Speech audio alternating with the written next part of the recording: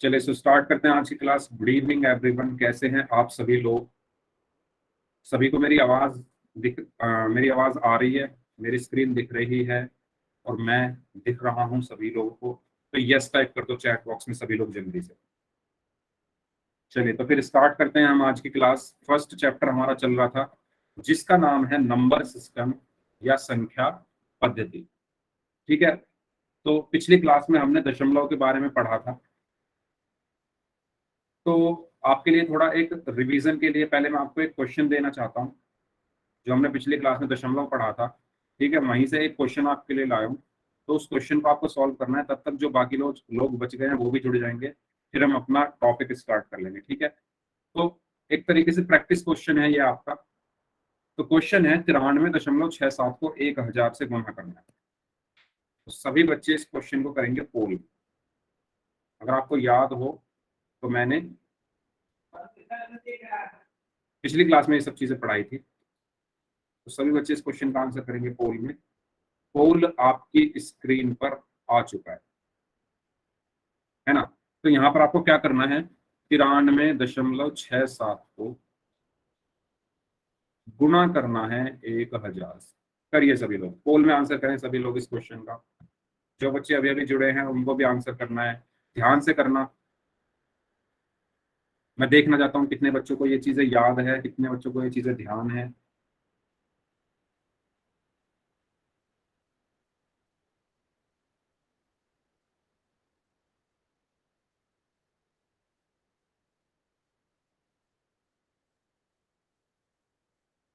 करिए सभी लोग, वेरी गुड। मैंने होमवर्क में भी दिए थे ऐसे क्वेश्चन।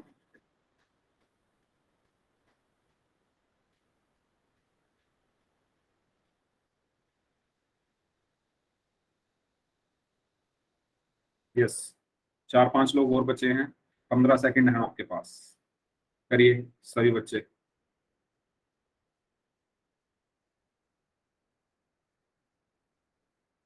जो बच्चे अभी भी क्लास ज्वाइन कर रहे हैं उनको भी मैं बता दूं, ये क्वेश्चन है आपकी स्क्रीन पर। इस क्वेश्चन को आपको सॉल्व करना है। जो पिछली क्लास में हमने दशमलव पढ़ा था वहीं से आपके लिए एक क्वेश्चन प्रैक्टिस के लिए लेकर आया हूँ, जिससे आपको याद रहे चीजें, ध्यान रहे। तो 93.67 को 1000 से गुणा करने पर क्या आंसर आएगा? आखिरी 10 सेकंड, जो लोग बच गए हैं, 3 लोगों का आंसर आना बाकी है।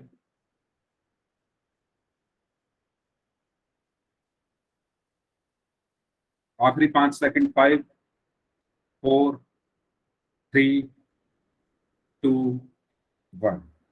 ओके, चलिए वेरी गुड। तो काफी बच्चों का आंसर सही था। तो मैंने आपको बताया था कि ऐसी संख्याओं की गुणा कैसे की जाती है। मैंने आपको बताया था कि बिना दशमलव के पहले इनकी गुणा करो। तो अगर मैं इस दशमलव को यहाँ से हटा दूं और 9367 की 1000 में गुणा करूं तो कैसे करूंगा? मैंने आपको बताया था जब संख्या के बाद में जीरो आ रही हो तो हम केवल उन संख्याओं, बिना जीरो के हम संख्याओं की गुणा कर लेते हैं, है ना? तो हम क्या करेंगे, एक की गुणा इसमें करेंगे तो क्या आएगा, 9367। और फिर जितनी जीरो है लास्ट में उतनी जीरो हम लगा देते हैं। तो 3 जीरो है तो 3 जीरो मैंने यहाँ पर लगा दिया। फिर मैंने बताया था कि जितने अंकों से पहले दशमलव है आंसर में भी उतने अंकों से पहले ही दशमलव आता है। तो यहाँ पर कितने अंकों से पहले है दशमलव? 1, 2। 2 अंकों से पहले है तो यहाँ पर भी 2 अंकों से पहले ही आएगा। तो 1, 2, तो कहाँ आएगा दशमलव? यहाँ। तो आपका आंसर क्या आया? 93,670, यानी ऑप्शन। सबको क्लियर है? तो सही आंसर क्या होगा? 93,670। यस, सबको क्लियर है? चलिए तो ठीक है, अब हम स्टार्ट करते हैं रेशनल नंबर या परिमेय संख्याएं। तो ये हमने हालांकि पिछली क्लास में थोड़ा सा पढ़ लिया था। ठीक है, फिर भी मैं दोबारा से पढ़ा रहा हूँ, हो सकता है कुछ बच्चे ना हो पिछली क्लास में। तो क्या होते हैं रेशनल नंबर और परिमेय संख्याएं? ठीक है, तो पी अपॉन क्यू के रूप में लिखी जा सकने वाली वह संख्या जहां P और Q पूर्णांक तथा Q बराबर 0 ना हो उसको हम क्या कहते हैं? परिमेय संख्याएं कहते हैं। ठीक है, शब्द परिमेय की उत्पत्ति किससे हुई है? अनुपात से हुई है। अब इन दो पॉइंट्स को हम एक एक करके समझते हैं। सबसे पहली बात कि परिमेय संख्या है क्या, है ना? परिमेय संख्या या रेशनल नंबर है क्या? ठीक है, तो देखो, जो हमारी परिमेय संख्याएं होती हैं, जो हमारी परिमेय संख्याएं होती हैं, वो मैं इन 3 पॉइंट से परिभाषित कर सकता हूं।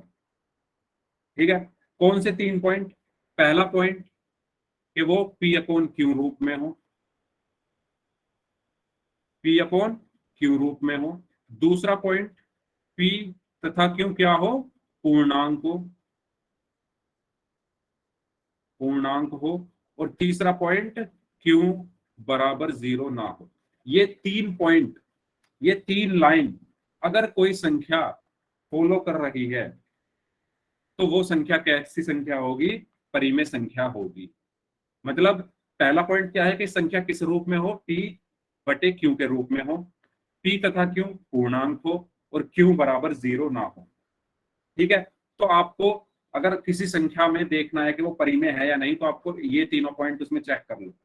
पहले चेक करो क्या वो P अपॉन Q रूप में है, फिर चेक करो क्या P तथा Q पूर्णांक है, फिर चेक करो क्या Q बराबर 0 तो नहीं है। इन तीनों, अगर ये तीनों पॉइंट फॉलो हो रहे हैं किसी संख्या पर, तो वो संख्या कैसी संख्या होती है? परिमेय संख्या होती है। सबको ये चीज क्लियर है? बताओ, सबको यहां तक क्लियर है? अब मैंने आपको पिछली क्लास में परिमेय संख्या और भिन्न के बीच में अंतर भी बताया था, है ना? मैंने बताया था कि भिन्न भी तो P अपॉन Q रूप में होती है ना? तो अगर मैं कहूं भिन्न क्या होती है, अगर मैं कहूं भिन्न क्या होती है, तो ऐसी संख्या, ऐसी संख्या, ध्यान देना, ऐसी संख्या जो किसमें हो? P अपॉन Q रूप में हो। दूसरी चीज, एक मिनट,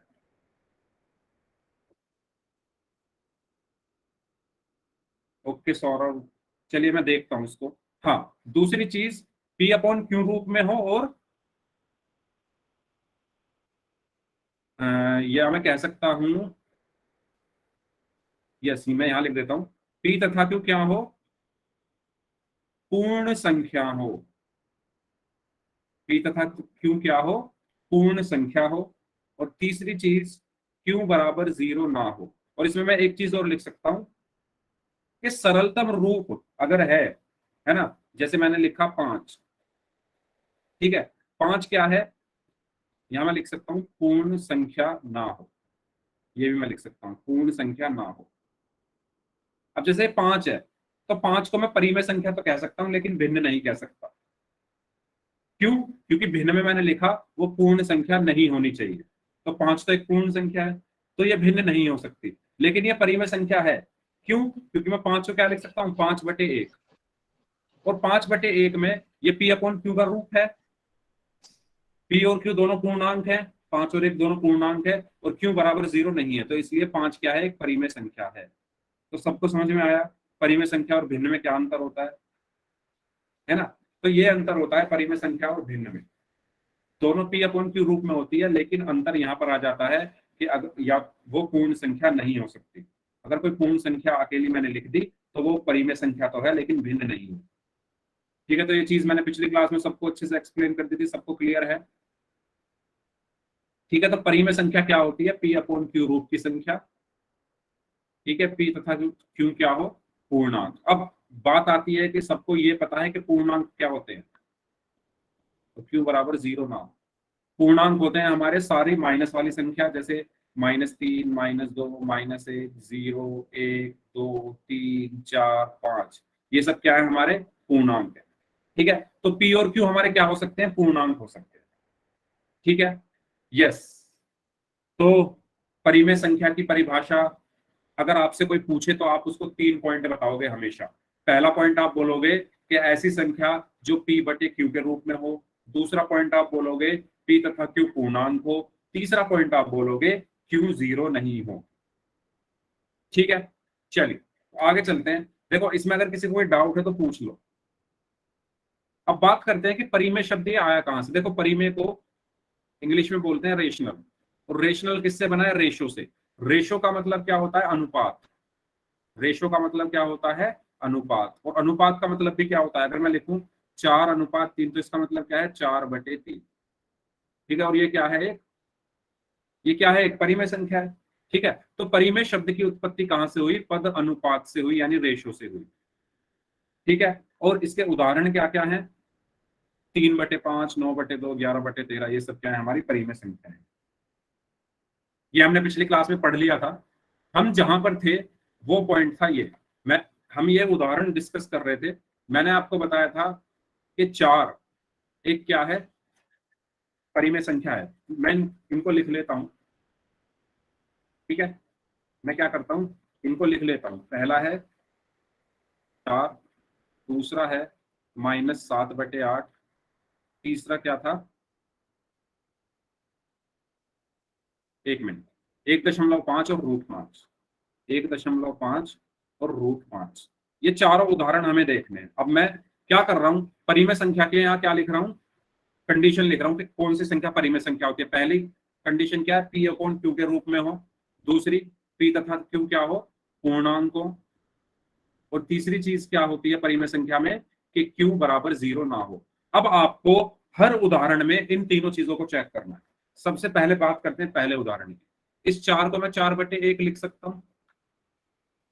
सभी बच्चे बताओ, क्या इस 4 को मैं 4/1 लिख सकता हूं?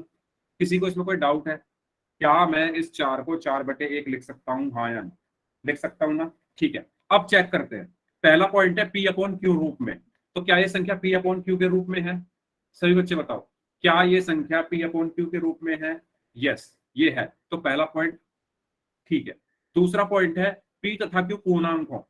तो आप मुझे बताओ, P और Q दोनों पूर्णांक हैं, 4 और 1 दोनों पूर्णांक हैं। सभी बच्चे बताओ, पूर्णांक हमें मैंने बताया क्या होते हैं? तो 4 और 1 सभी पूर्णांक हैं, दोनों पूर्णांक हैं। यस, तो P और Q दोनों पूर्णांक है, तो दूसरा पॉइंट भी ठीक है।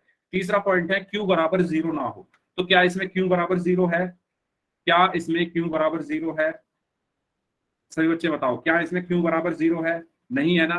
Q की वैल्यू क्या है? 1 है। तो Q बराबर 0 नहीं है। तो यहाँ पर ये तीनों पॉइंट इस पर क्या हो गए? फॉलो कर गए। इसलिए ये क्या है? एक परिमेय संख्या है। ये क्या है? एक परिमेय संख्या है।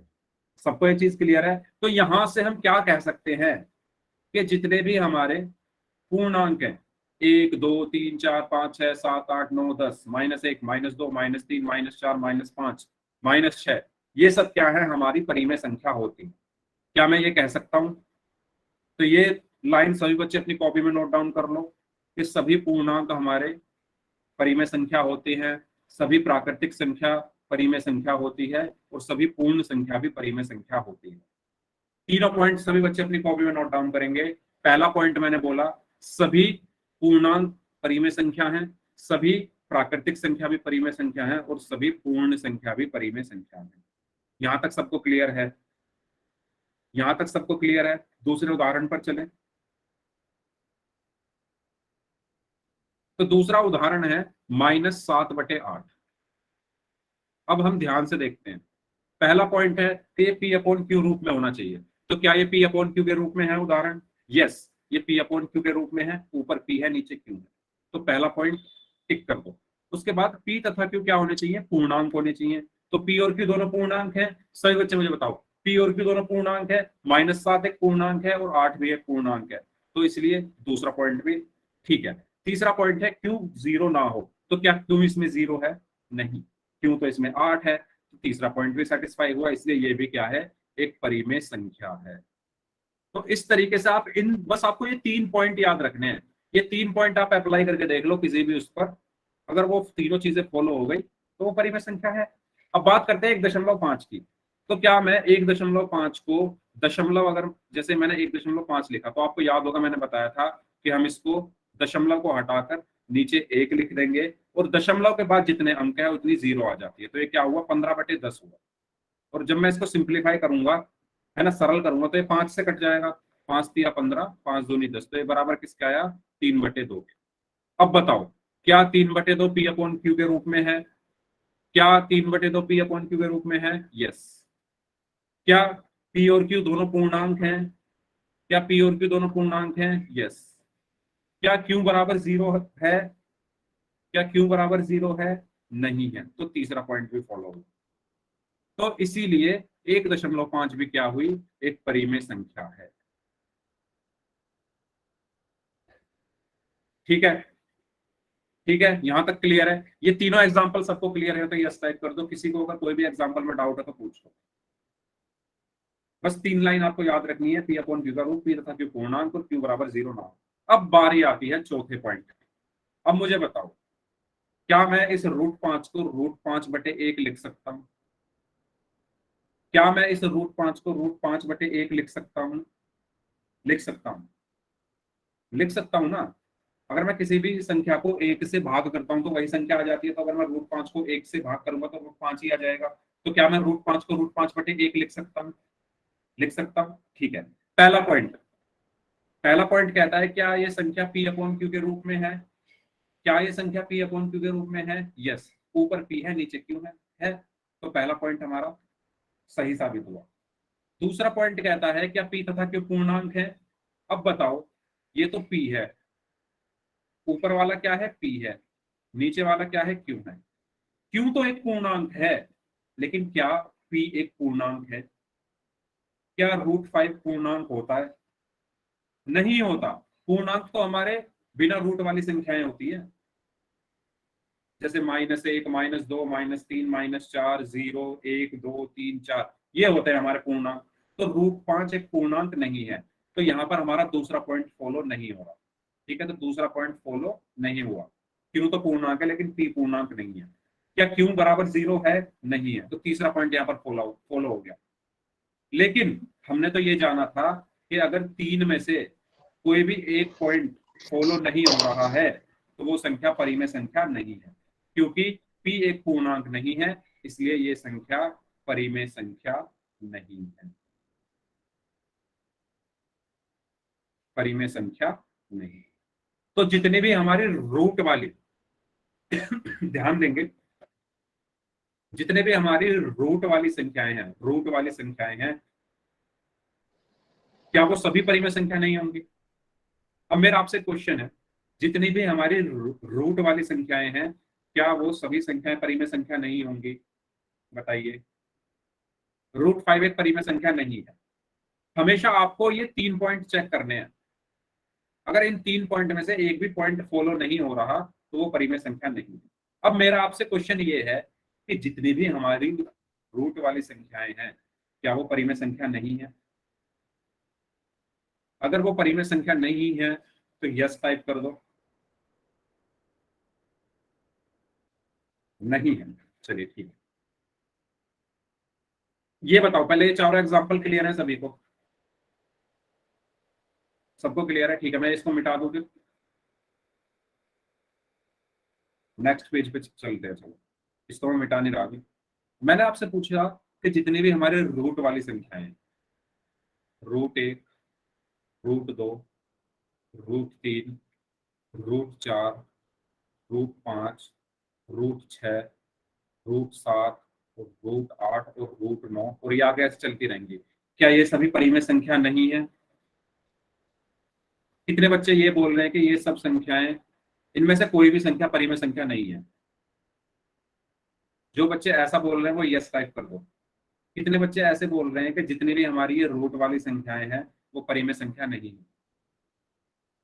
देखो, यही तो मेन चीज है। देखो, ध्यान दो इस चीज पर। √4 की का मान क्या होता है? √4 का, है ना, 4 का वर्गमूल, 4 का वर्गमूल क्या होता है? 2 होता है। √4 बराबर क्या होता है? 2 होता है। और 2 को मैं 2/1 लिख सकता हूं। और ये p अपॉन क्यू के रूप में है।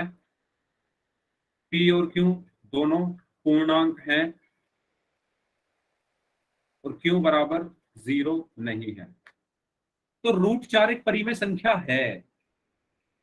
√4 एक परिमेय संख्या है। कुछ होते हैं, यस। और वो जो कुछ हैं वो कौन से हैं जिनका हम क्या निकाल सकते हैं? वर्गमूल निकाल सकते हैं, जिनका वर्गमूल क्या आता है, एक पूर्ण संख्या आती है, जिनका वर्गमूल क्या आता है, एक पूर्ण संख्या आती है। ठीक है, या हम कह सकते हैं जो कंप्लीट स्क्वायर वाली जो वैल्यू होती है ना, जैसे √9, √9, √9 किसके बराबर होता है, 3 के। 3 क्या है, एक पूर्ण संख्या है या प्राकृतिक संख्या है, इसको मैं 3/1 लिख सकता हूं, तो ये क्या है, एक परिमेय संख्या है। तो ये चीज सबको क्लियर है। तो हम ऐसा नहीं कह सकते कि जितनी भी रूट वाली संख्याएं हैं वो सब परिमेय संख्या नहीं होती, कुछ होती हैं, जैसे √1 हो गया, √4 हो गया, √9 हो गया, √16, √25, ये सब परिमेय संख्या है, क्योंकि इनका क्या होता है, परफेक्ट स्क्वायर एग्जिस्ट करता है, इनका वर्गमूल हम निकाल सकते हैं। ठीक है, सबको क्लियर है, ये पॉइंट सबको क्लियर है तो यस टाइप कर दो। अब गलती मत करना, क्योंकि पोल में भी क्वेश्चन पूछूंगा मैं ऐसा, वहां गलती मत करना। ठीक है, चलिए, तो जब मैं पोल में क्वेश्चन करूंगा, सॉरी पूछूंगा, तो आपको ये सभी चीजें याद रखनी है, जो चीजें मैंने अब तक बताई है, एक एक चीज जो मैंने अब तक बताई है, हर चीज आपको अपने माइंड में याद रखनी है। ठीक है, फिर आपको उन चीजों को याद रखकर क्वेश्चंस को सॉल्व करना है। ठीक है, तो यहाँ तक सबको क्लियर है। तो यहाँ पर हमने क्या देखा कि 4 एक परिमेय संख्या है, क्यों है मैंने रीजन बता दिया है।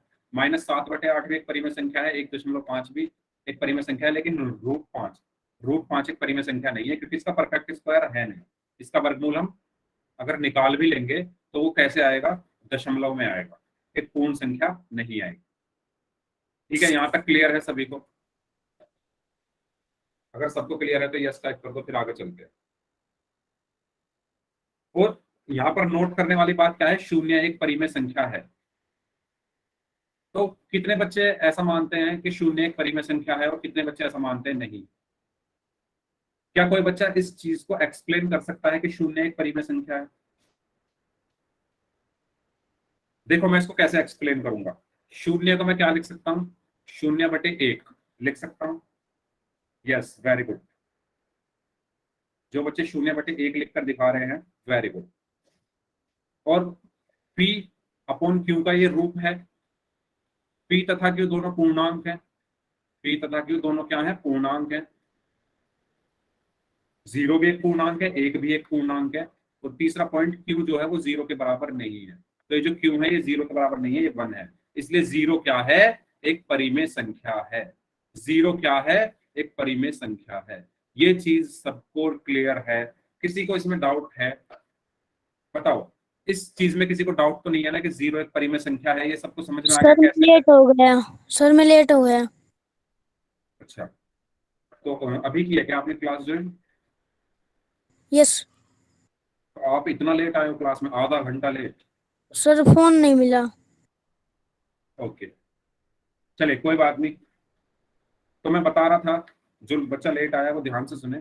परिमेय संख्या क्या होती है, ऐसी संख्या जो P/Q के रूप में हो, P तथा Q दोनों पूर्णांक हो और Q बराबर 0 ना हो। ठीक है, जैसे कि 0 को मैं 0/1 लिख सकता हूँ, ये P/Q के रूप में है ना, ये P है और ये Q है।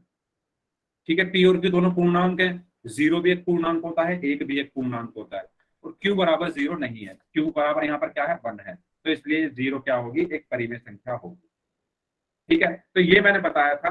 और एक चीज मैंने ये बताई थी कि √5 तो एक परिमेय संख्या नहीं है, लेकिन √4, √9, √16 ये सब परिमेय संख्याएं हैं।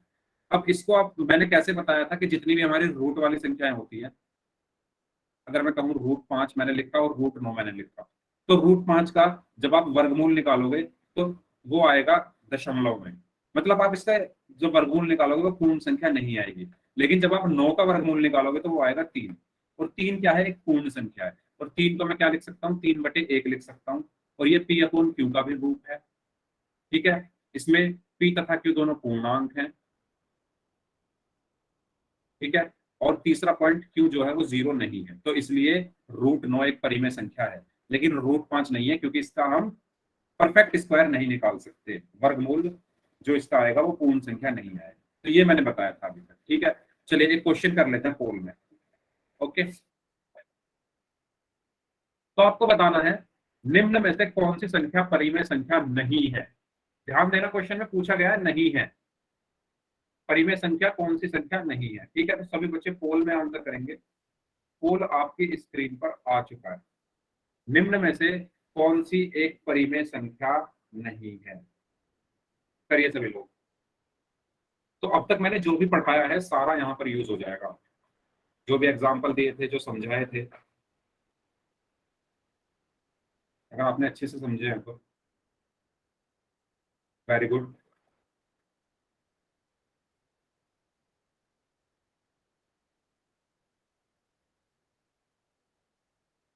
सभी बच्चों को आंसर करना है पोल में, तब तक मैं उन बच्चों के नाम ले लेता हूँ जिन्होंने पिछली क्लास में पोल में आंसर किए थे। ठीक है, तब तक आप सभी लोग इस क्वेश्चन का आंसर करिए, हर बच्चा आंसर करेगा, कोई भी बच्चा ऐसा ना हो जो पोल में आंसर ना कर रहा हो।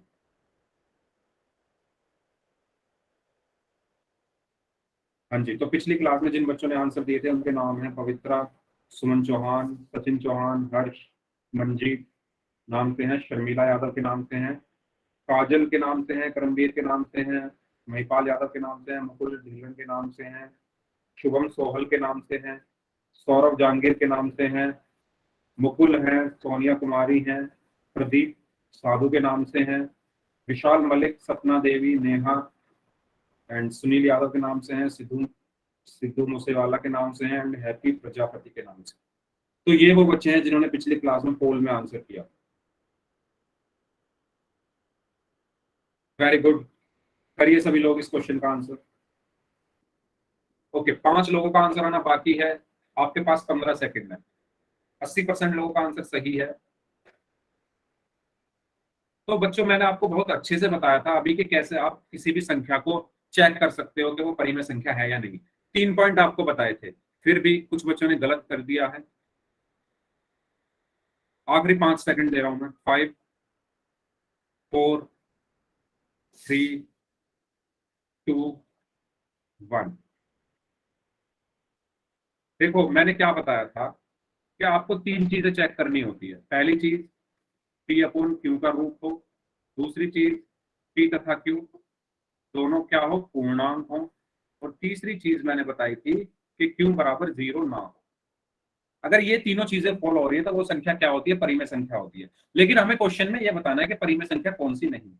तो 3/5, तो 3/5 पी अपॉन क्यू के रूप में है। 3/5 में 3 और 5 दोनों पूर्णांक है और क्यू बराबर 0 नहीं है, तो ये 3/5 तो परिमेय संख्या है। इसके बाद 6, 6 को मैं क्या लिख सकता हूँ, 6/1।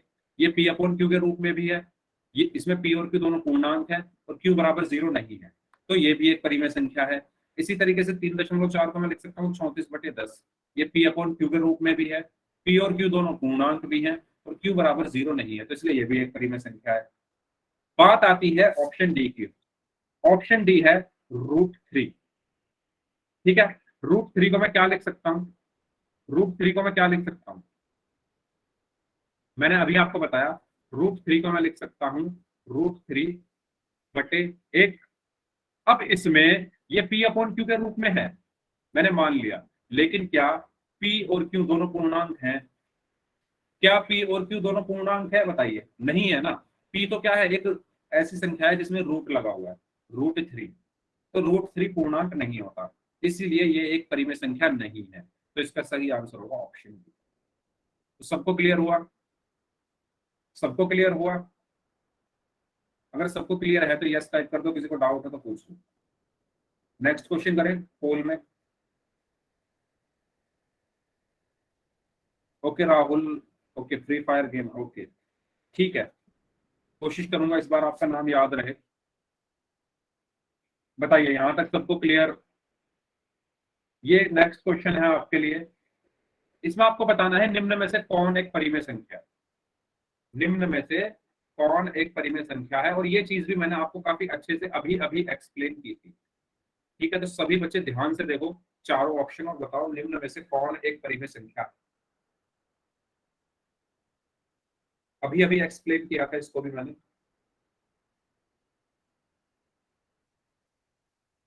करिए सभी लोग।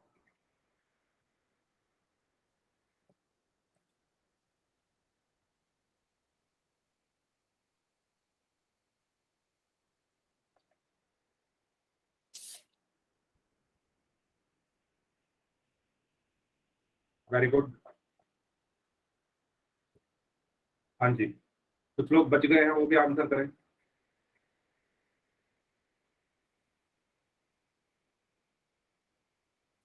30 सेकंड और हैं आपके पास, 30 सेकंड और हैं आपके पास, जल्दी करिए सभी लोग।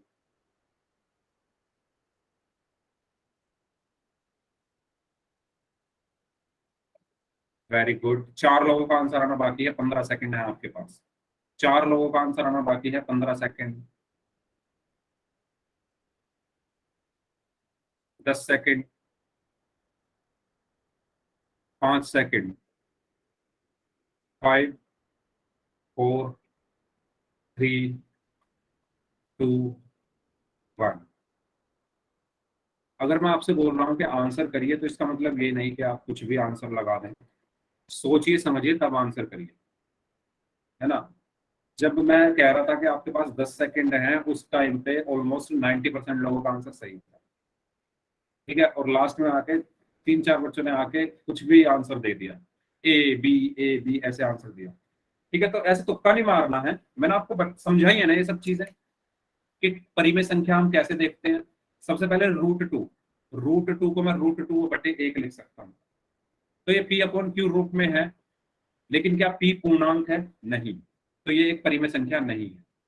√3 को मैं √3/1 लिख सकता हूँ, ये P/Q के रूप में है, लेकिन क्या P एक पूर्णांक है, √3 एक पूर्णांक है? नहीं, तो ये भी नहीं हो सकता आंसर। अब बात आती है √4 की। √4 को मैं क्या लिख सकता हूँ? 2। और 2 को मैं क्या लिख सकता हूँ? 2/1। और ये P/Q के रूप में भी है। ठीक है, इसमें P और Q दोनों क्या है? पूर्णांक भी है, और Q बराबर 0 नहीं। तो इसीलिए इसका सही आंसर होगा ऑप्शन सी। डी भी देख लो, √5 को मैं √5/1 लिख सकता हूँ, लेकिन यहाँ पर √5 यानी P/Q के रूप में तो ये है, लेकिन P एक पूर्णांक नहीं, इसलिए ये भी ऑप्शन नहीं होगा। तो ओवरऑल यहाँ से क्या समझ में आया कि √4 बराबर 2 बटे एक P/Q के रूप में भी है। P और Q दोनों क्या है? पूर्णांक है, और Q बराबर 0 नहीं है, इसलिए इसका सही आंसर क्या होगा? Option C. तो ये कैसी संख्या है? परिमेय संख्या है। ठीक है, जो 3-4 बच्चों का जो गलत था उनको समझ में आया। कैसे हम पता करते हैं कि कौन सी संख्या परिमेय है, कौन सी नहीं है? बताओ, यहाँ तक सबको क्लियर है तो यस टाइप कर दो। यहाँ तक सबको क्लियर है तो यस टाइप कर दो, किसी को डाउट है तो पूछ लो।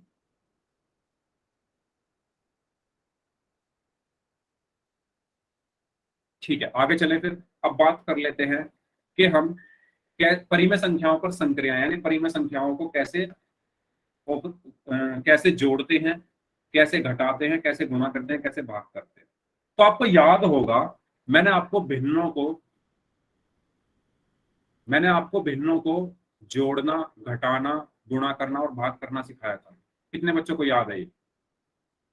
भिन्नों को जोड़ना, घटाना, गुणा और भाग करना सिखाया था। इसी तरीके से हम परिमेय संख्याओं को भी जोड़ेंगे, घटाएंगे, गुणा करेंगे और भाग करेंगे। ठीक है, तो स्टार्ट करते हैं। सबसे पहले हम बात करते हैं जोड़ की यानी योग की। तो आपको 7/8 और 5/3 को जोड़ना है। मैं देखता हूँ कितने बच्चों को ध्यान है। मैंने होमवर्क में, क्लास में बहुत बार ये सब चीजें कराई थी। तो चलिए आप जोड़ेंगे इसको, क्योंकि ये हम पहले पढ़ चुके हैं। 7/8 और 5/3 को जोड़ो।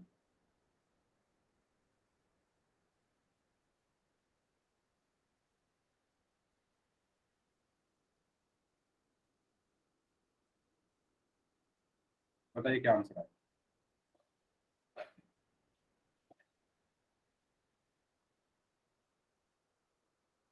ओके, एक बच्चे ने आंसर दिया है 61/24, उमा यादव के नाम से दूंगा। बाकी लोग बताइए। अच्छा, सचिन। Okay, sorry Sachin.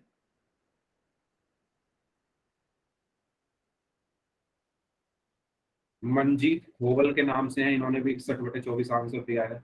महिपाल यादव के नाम से हैं, इन्होंने भी 61/24 आंसर दिया। देखो, सभी को सॉल्व करना, मैं किसी की भी कॉपी चेक कर सकता हूँ कैमरा ऑन करा के।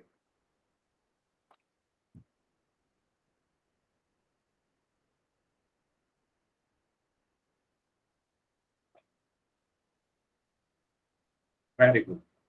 यस, 61/24। Very good. तो मैंने आपको बताया था जो बच्चे भूल गए हैं वो ध्यान दें। सबसे पहले हमें क्या निकालना होता था, एलसीएम किसका, जो हमारे हर हैं, जो भिन्न के जो हर हैं, जैसे 8 और 3, 8 और 3 का हम पहले क्या निकालेंगे, एलसीएम। तो एलसीएम क्या आएगा इसका, 2 से हम पहले चेक करेंगे, 2 चौक 8, यहाँ पर 3 बचा, 2 दूनी 4, यहाँ पर भी 3 बचा, 2 एकम 2, यहाँ पर भी 3 बचा। ये मैंने आपको सिखाया हुआ है, अगर किसी को डाउट हो तो प्लीज पूछ लेना। ये मैं मान के चल रहा हूँ कि आप लोगों को आता है, मैंने ये आपको सिखाया हुआ है एलसीएम निकालना। ठीक है, तो 3 से भाग किया तो 3 एकम 3, 3 एकम 3। तो एलसीएम क्या आता है हमारा, 2 गुना 2 गुना 2 गुना 3। तो एलसीएम मेरा क्या आया, क्योंकि मैं शायद ये पिछले से पिछले हफ्ते ये सब चीजें सीखी है हमने, तो उम्मीद करता हूँ आपको पता होगा। जिसको नहीं पता प्लीज पूछ लेना, मैं बता दूंगा दोबारा। 2 गुना 2 गुना 2 गुना 3, एलसीएम क्या आया यहाँ पर, 2 दूनी 4 दूनी 8 दिया 24। तो एलसीएम मेरा आया है 24। तो मैं क्या करता था, 24 लिख देता था। फिर आपको याद होगा मैंने क्या बताया था, कि हर से भाग करते हैं, है ना, यानी 8 से भाग किया। ठीक है, हर से भाग करते हैं तो कितना आया, 8 से 24 को भाग करने पर 3। और जो आंसर आता था उसकी अंश में गुणा, यानी 3 की 7 में गुणा करी तो क्या आया, 21। फिर क्या है बीच में प्लस। इसी तरीके से इस हर से भाग करेंगे इस 24 को। ठीक है, तो 24 को 3 से भाग किया तो क्या आया, 8। और इसकी गुणा करी अंश में, यानी 8 की 5 में गुणा करने पर क्या आया, 40। ठीक है, तो 21 और 40 कितना हो गया, 61/24। तो इसका सही आंसर क्या होगा, 61/24। सबको समझ में आ गया है, समझ में आ गया है कि जिसको डाउट है प्लीज पूछ लो। देखो बच्चों, पूछ लो, मैं आपसे बार बार कह रहा हूँ, पूछ लो पूछ लो पूछ लो जिसको डाउट है। जिनको समझ में आ गया है अच्छी बात, क्योंकि पोल में हम क्वेश्चन करेंगे तब गलत मत करना। ठीक है, चलिए। तो सबसे पहले 8 और 3 का एलसीएम हमने निकाला तो 24 आया।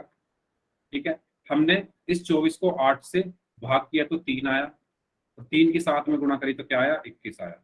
इसी तरीके से फिर हमने इस 24 को इस 3 से भाग किया तो क्या आया, 8 आया। और 8 की इस 5 में गुणा करी तो क्या आया, 40 आया। अब 21 और 40 कितना हुआ, 61/24। बताइए, पोल में क्वेश्चंस करें अगर क्लियर है तो, किसी को डाउट हो तो पूछ लो। ठीक है, ठीक है। तो ये क्वेश्चन है आपके लिए, 9/5 और 8/7 का योग आप करिए सभी लोग। पोल में आंसर करना है हर बच्चे को। पोल जो है आपकी स्क्रीन पर आ चुका है, करिए। 9/5 में 8/7 को जोड़ना है।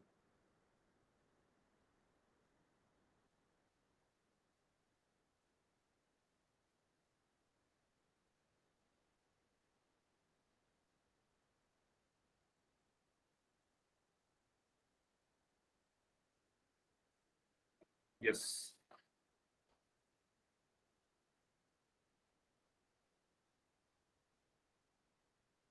आपके पास पूरा 1 मिनट है, आराम से सॉल्व करिए, जल्दबाजी कोई नहीं करेगा।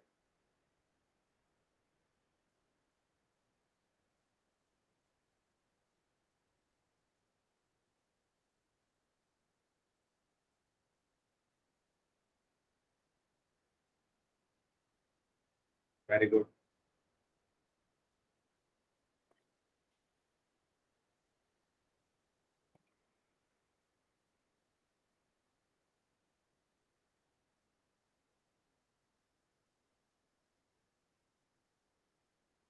Yes, very good. अभी तक जितने भी बच्चों ने आंसर किया है सबका आंसर सही है, बाकी लोग भी आंसर करें।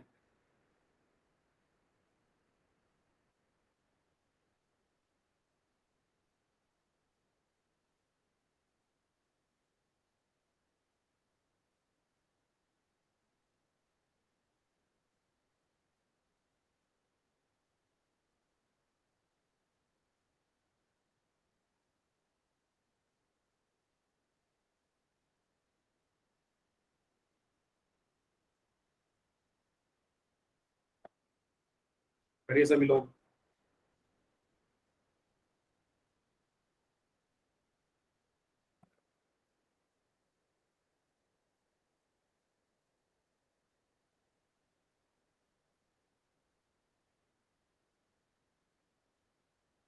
मैंने आपके ऊपर विश्वास कर लिया था कि शायद आपको मतलब समझ में आ गई थी चीजें, और ये मैंने पहले पढ़ाया हुआ है टॉपिक, तो इसलिए मुझे लगा कि शायद आपको सच में समझ में आ गया होगा, लेकिन विश्वास टूट चुका है। बहुत बच्चों का आंसर गलत है, इसलिए अब मुझे लगता है कि मुझे दोबारा से सेम टॉपिक एकदम स्टार्टिंग से पढ़ाना पड़ेगा कि एलसीएम कैसे निकालते हैं, एलसीएम निकालने के बाद जोड़ते कैसे हैं। तो ये सब चीजें मुझे दोबारा से सिखानी पड़ेगी आप लोगों को। तो देखो, मैं अब सिखाऊंगा, इसकी जरूरत फिर आपको 1 महीने बाद पड़ेगी, आप फिर भूल जाओगे। तो मैं आपसे इसीलिए कहता हूँ आप प्रैक्टिस करिए, मैं अगर होमवर्क दे रहा हूँ तो उनको क्वेश्चंस को करिए, तभी आपको समझ में आएगा। उस टाइम पर आप सब लोगों ने सही रिस्पॉन्स किया था, लेकिन भूल गए 2 हफ्ते के अंदर सब कुछ।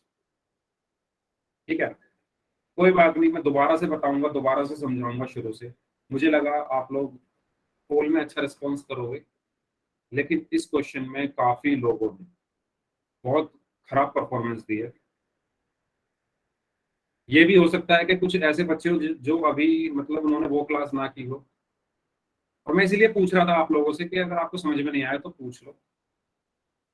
ठीक है, चलिए, आखिरी 5 सेकंड, 5, 4, 3, 2, 1।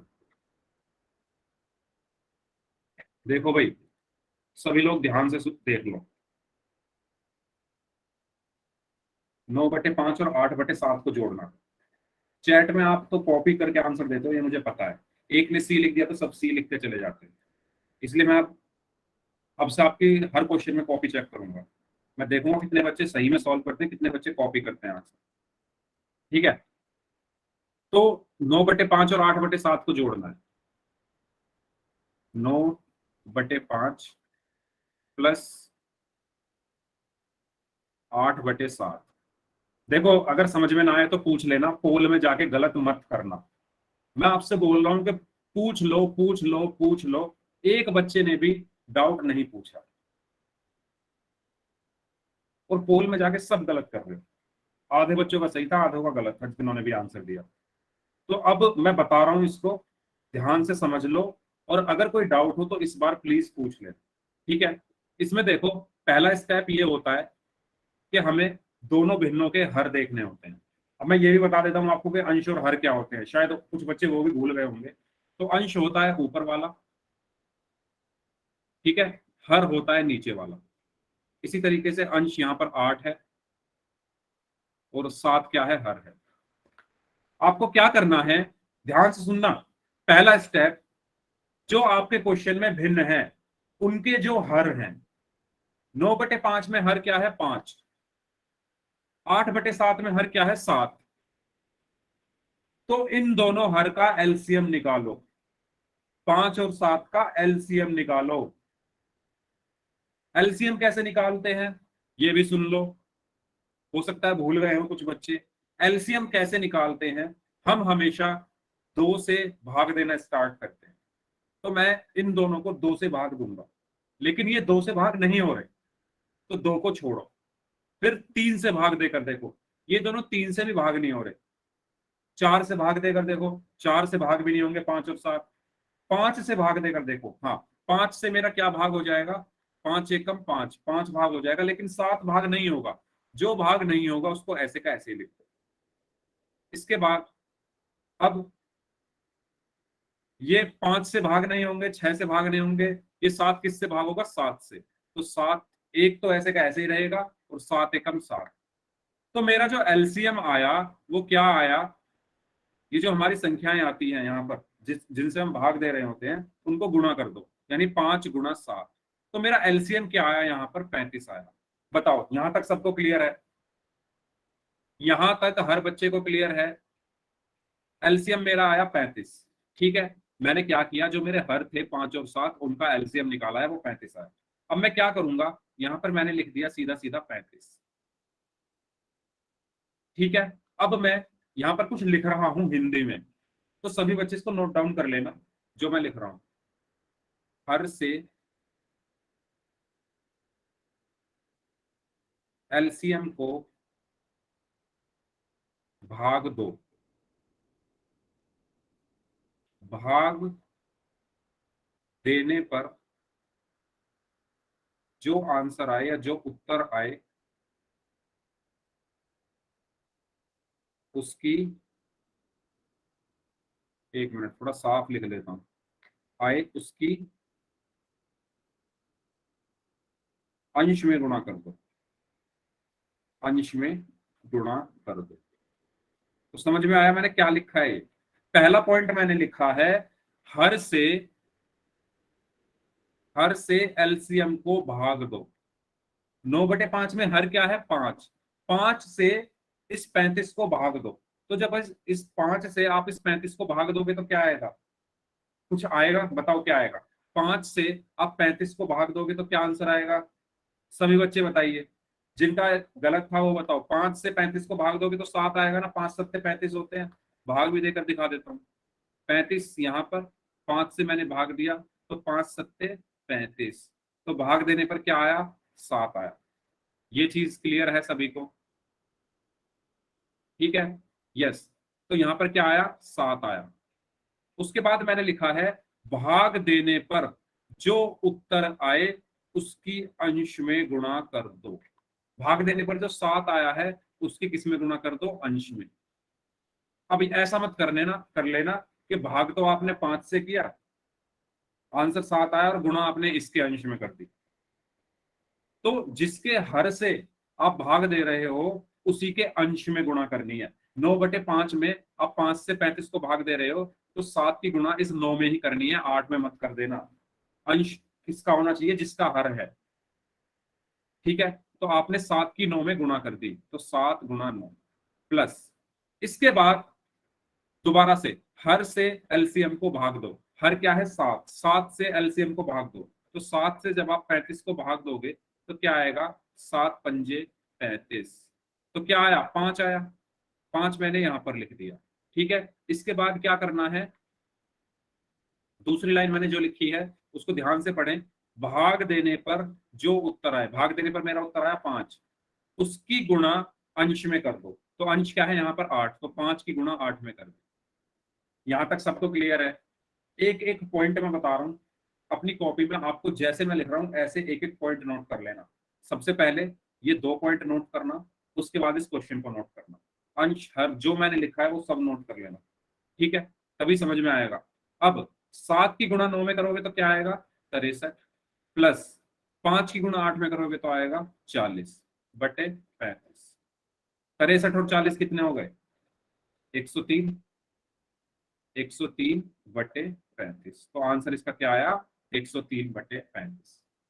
देखो जैसा स्क्रीन पर लिखा है ना, एज इट इज नोट कर लो अपनी कॉपी में। ठीक है, सबसे पहले नोट करो ये 2 पॉइंट। सबसे पहले नोट करो इन दोनों पॉइंट को, उसके बाद नोट करो इस क्वेश्चन को। ठीक है, सभी बच्चे नोट डाउन करो इसको। सबको समझ में आ गया कैसे किया मैंने सॉल्व? किसी को डाउट हो तो पूछ लो, किसी भी बच्चे को डाउट हो तो पूछ लो। सबको समझ आ गया है क्या मैंने कैसे किया है सॉल्व? हिंदी में लिखी है मैंने 2 लाइन। हर से एलसीएम को भाग दो, है ना? आपको हर से एलसीएम को भाग देना है और भाग देने पर जो उत्तर आए उसकी अंश में गुणा कर दो। तो उसी अंश में गुणा करनी है। ठीक है, स्क्रीनशॉट लेना चाहो स्क्रीनशॉट ले लो, लेकिन मैं कहूंगा कॉपी में नोट कर लो। स्क्रीनशॉट तो फिर इधर उधर चला जाएगा, फिर 1 महीने बाद दोबारा से कुछ कहीं ऐसा क्वेश्चन आ गया तो फिर दोबारा से आपको मतलब भूल जाएंगे आप। ठीक है, अगर सबने नोट कर लिया है तो यस टाइप कर दो, फिर हम आगे चलते हैं।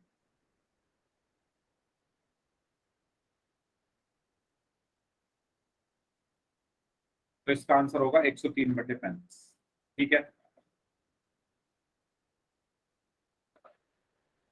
इसका आंसर क्या होगा? 103/35। तो इसका सही आंसर क्या है? 103/35 यानी ऑप्शन सी। चलो मैं एक क्वेश्चन और दे रहा हूं आपको, इस क्वेश्चन का आंसर आप सभी लोग करेंगे और मैं किसी की भी कॉपी चेक कर सकता हूँ। ठीक है, क्वेश्चन है 2/9 को आपको जोड़ना है 1/3 में। 2/9 प्लस 1/3। सभी लोग इस क्वेश्चन को सॉल्व करें और फिर मैं कॉपी चेक करूंगा सभी।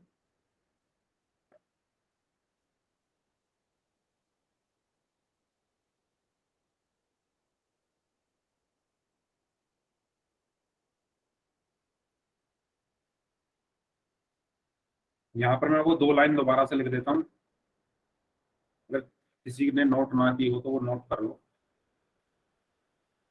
हर से एलसीएम को भाग दो, ठीक है, भाग देने पर जो उत्तर आए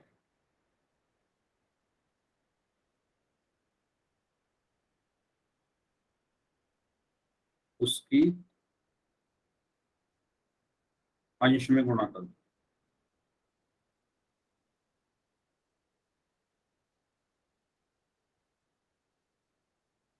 ये काम आपको करने हैं, 2 काम, पहले ये, दूसरा ये, फिर सिंपल आपको जोड़ देना।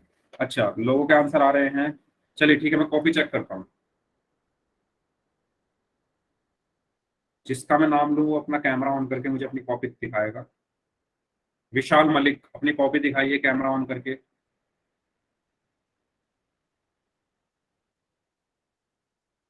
विशाल मलिक नाम से जो स्टूडेंट हैं, अपनी कॉपी दिखाइए, कैमरा ऑन करिए। मेरी आवाज आ रही है आपको? सभी लोगों को मेरी आवाज आ रही है, पहले ये बताओ।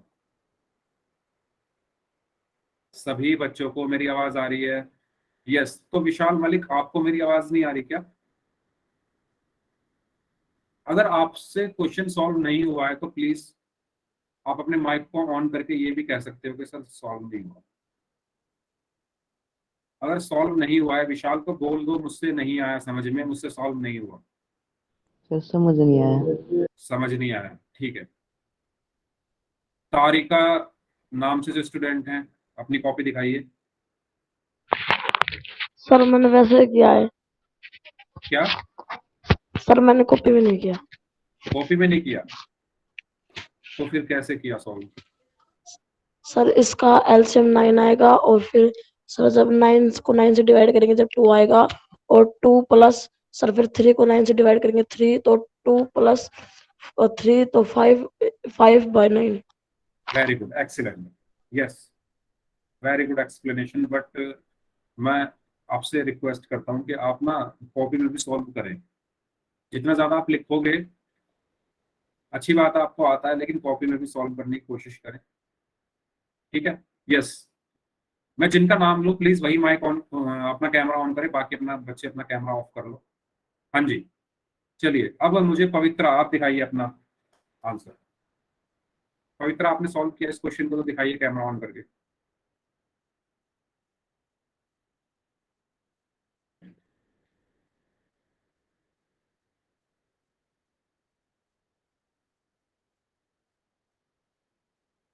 नहीं दिख रहा कुछ भी, बस दीवार दिख रही है। अच्छा, ये ठीक है ठीक है ठीक है। हाँ, थोड़ा आंसर की तरफ ले जाइए। आपने जहाँ फाइनल आंसर लिखा है वो दिखाइए।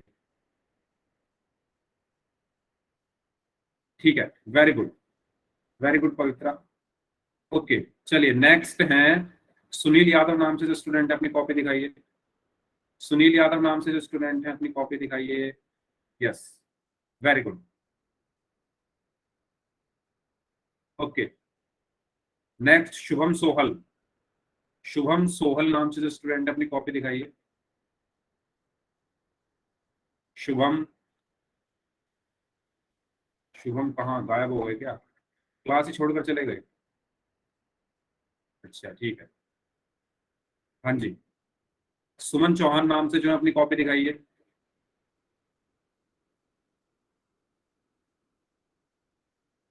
अच्छा ठीक है, मुझे ये बता दो कितने बच्चों ने ये क्वेश्चन सॉल्व नहीं हुआ, कितने बच्चों से? जितने बच्चों से ये क्वेश्चन सॉल्व नहीं हुआ है वो कमेंट बॉक्स में मुझे बताओ। कितने बच्चे ऐसे हैं जिन पर ये क्वेश्चन सॉल्व नहीं हुआ? कमेंट बॉक्स में अपना कमेंट बॉक्स में ये लिख के दिखाइए। कमेंट बॉक्स में लिख दीजिए नो। जिन बच्चों से ये क्वेश्चन सॉल्व नहीं हुआ वो कमेंट बॉक्स में नो लिख दो। मैं देखना चाहता हूँ कितने बच्चे ऐसे हैं। सिर्फ विशाल हैं क्या? अच्छा, विशाल के अलावा और कौन है? जेपी शर्मा नाम से हैं, भूपेश हैं, अभिषेक कुमार नाम से हैं। अच्छा, तो आप मुझे ये बताइए, जब मैं आपसे बोल रहा था कि अगर आपको डाउट है तो पूछ लो, तो आप पूछते क्यों नहीं? मैं क्या मना करता हूँ क्या आपको बताने से? जब मैं आपसे कहता हूं कि अगर आपको डाउट है तो पूछ लो, तो आप लोग क्यों नहीं पूछते हो?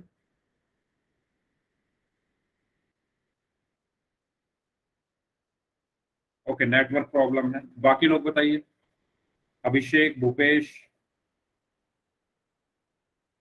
क्यों नहीं पूछते हो आप लोग? देखो, अगर आप नहीं पूछोगे तो फिर ऐसे ही प्रॉब्लम आएगी आगे, क्योंकि आगे के सारे टॉपिक इसी से रिलेटेड है, तो आपको पूछना पड़ेगा। जिनका नेट स्लो है उनके लिए मैं यही कहूंगा कि रिकॉर्डिंग आप कल जरूर देखना। नेक्स्ट क्लास में मैं आपसे क्वेश्चन सॉल्व कराऊंगा, तो रिकॉर्डिंग आपको देखनी है। ठीक है, इस क्वेश्चन को मैं बता रहा हूँ, फिर से ध्यान दें। मैंने क्या कहा, पहले ये बताओ, एलसीएम लेना आता है आपको? मैंने एलसीएम लेना आपको सिखाया। 3 और 9 का एलसीएम क्या होगा? पहले हम शुरू करते हैं 2 से भाग देना, तो 2 से ये दोनों संख्याएं भाग नहीं होंगी। 3 से, तो 3 से हो जाएगी, 3 एकम 3, 3 3। इसके बाद फिर 3 से हो जाएगा, 1 तो नहीं होगा, तो 1 को ऐसे ही रखो, ये 3 हो जाएगा, 3 एकम 3। तो एलसीएम यहाँ पर क्या आया? 3 गुना 3 यानी 9। एलसीएम क्या आया? 9। ये सबको क्लियर है? एलसीएम आया मेरा 9। अब देखो, मैंने यहाँ पर हिंदी में लिखा हुआ है हर से। अब देखो, मैं ये भी लिख देता हूँ कि हर क्या है इसमें और अंश क्या है। ठीक है, तो ये है मेरा अंश, 2 अंश है और 9 हर है। इसी तरीके से यहाँ पर 1 अंश है और 3 हर है। तो आपको क्या करना है, हर से एलसीएम को भाग दो, यानी 9 से, ये हर है 9, उससे इस एलसीएम यानी 9 को भाग दो, तो क्या आया? 1। 9 से 9 को भाग देने पर 1 आया। फिर भाग देने पर जो उत्तर आए उसकी अंश में गुणा कर दो। भाग देने पर जो उत्तर आए उसकी इस अंश में गुणा कर दो, तो 1 की 2 में गुणा करोगे तो 2 आया। फिर क्या है? प्लस। हर से एलसीएम को भाग दो, तो हर क्या है? 3। 3 से आपने 9 को भाग दिया तो क्या आया? 3। ठीक है, 9 को 3 से भाग देने पर क्या आया? 3 आया ना। उसके बाद भाग देने पर जो उत्तर आए, तो भाग देने पर क्या उत्तर आया? 3। उसकी अंश में गुणा कर दो, तो 3 की इस अंश में गुणा कर दो। 3 एकम कितना हुआ? 3। ठीक है, तो यहाँ पर 2 और 3 कितने हो गए? 5। तो आपका आंसर क्या आया? 5/9। आपका आंसर क्या आया? 5/9। अब समझ आ गया है सबको? सभी बच्चे बता दो।